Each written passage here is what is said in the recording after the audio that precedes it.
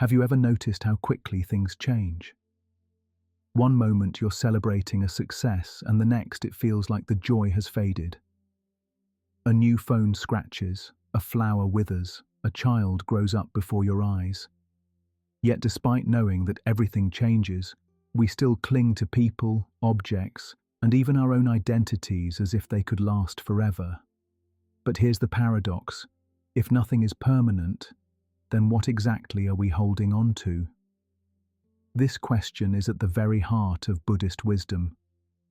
Buddhism calls this universal truth Anicca, impermanence. It tells us that everything we see, touch, and experience is in constant flux. Our bodies, our feelings, our possessions, even our very thoughts, they're all passing, moment by moment. Think about it. The face you see in the mirror today isn't the same as 10 years ago. The emotions you felt yesterday aren't here now. Even the cells in your body are continuously dying and regenerating. It's like trying to hold on to water with your bare hands. The tighter you grasp, the faster it slips away. And yet, the human heart resists this truth. We chase permanence in a world that offers none. We build castles in the sand and cry when the tide washes them away. The Buddha once said, "All conditioned things are impermanent." When one sees this with wisdom, one turns away from suffering. So, the question for us isn't whether life is impermanent. That part is certain. The real question is, why do we cling even when we know we cannot keep? Let's look closer. Why do we cling? Our minds crave stability. We long for something we can trust to stay the same. A person, a feeling, an achievement. But life doesn't play by those rules. Think of holding a handful of sand. If you try to grip it tightly, it slips through your fingers.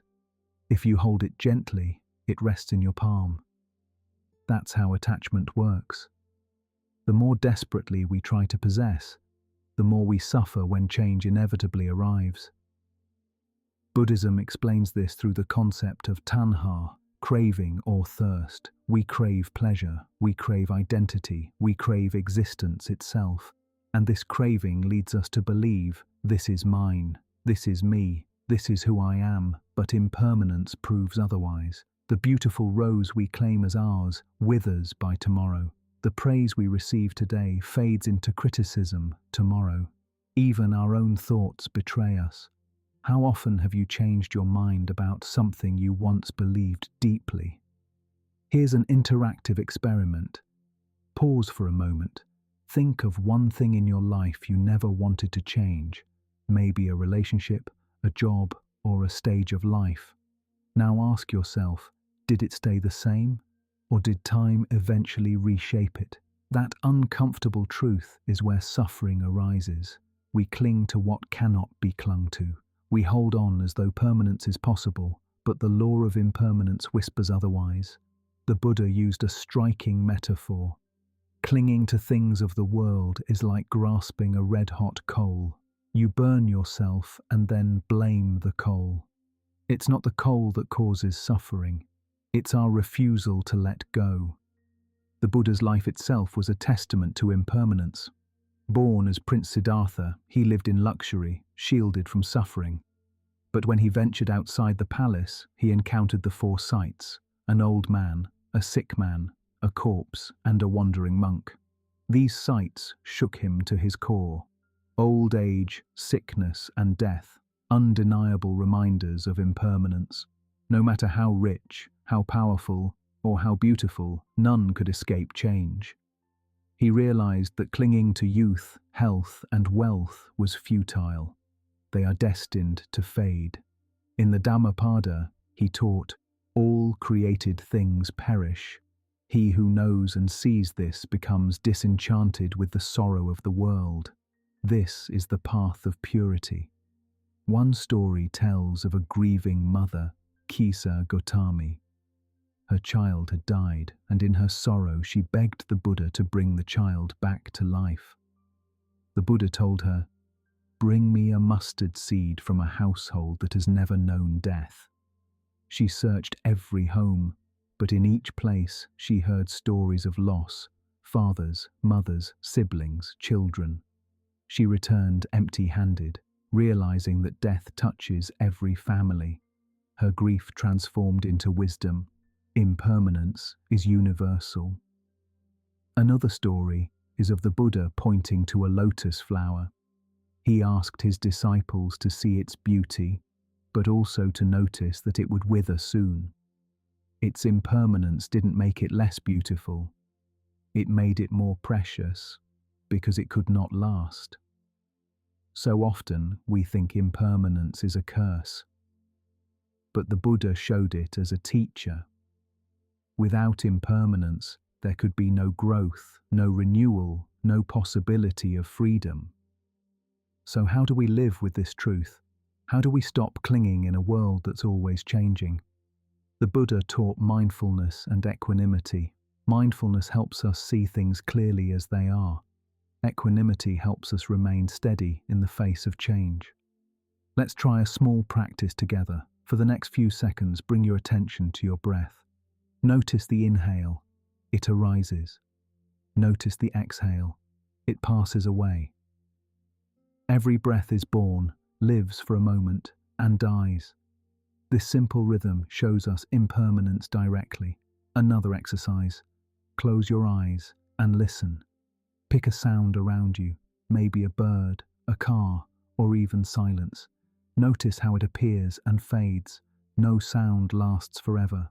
By observing impermanence in small things, we prepare ourselves for the larger truths, the passing of moments, relationships, and eventually our very lives.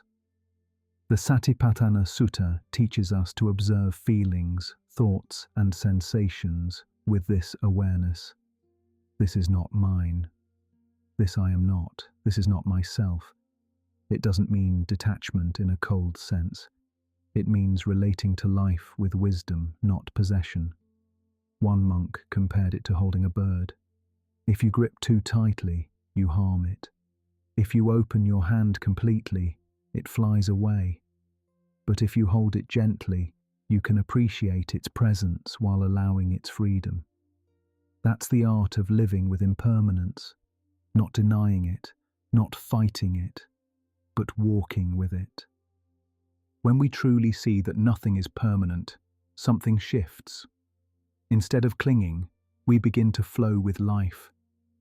Imagine life as a great river. You can fight the current, struggle to hold on to every rock and exhaust yourself. Or you can let go and move with the water, carried by its natural flow. Impermanence, once feared, becomes a kind of freedom. Because when we accept that everything passes, we stop demanding that life give us what it cannot.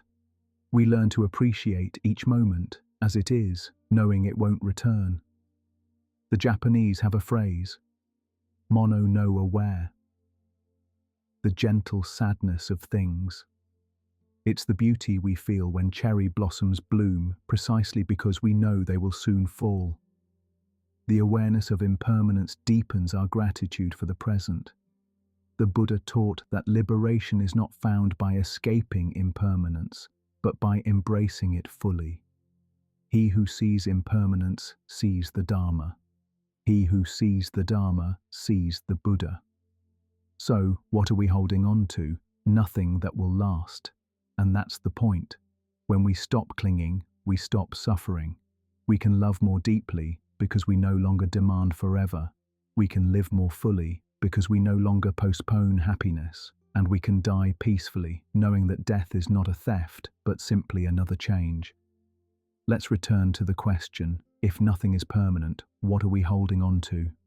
The answer is illusions. We hold on to the hope that things can stay the same, that life can be frozen in place. But life is movement. And freedom comes not from freezing the river, but from learning to swim with it. So, next time you feel yourself clinging to a memory, a possession, or even an idea of yourself, pause. Take a breath. Notice the impermanence, and ask gently, if this cannot last, how can I hold it more lightly? That shift is the beginning of wisdom. It is the path the Buddha pointed to. It is where suffering loosens its grip, and it is where true peace begins. If these reflections spoke to you, and you'd like to explore more Buddhist wisdom for daily life, consider subscribing to this channel.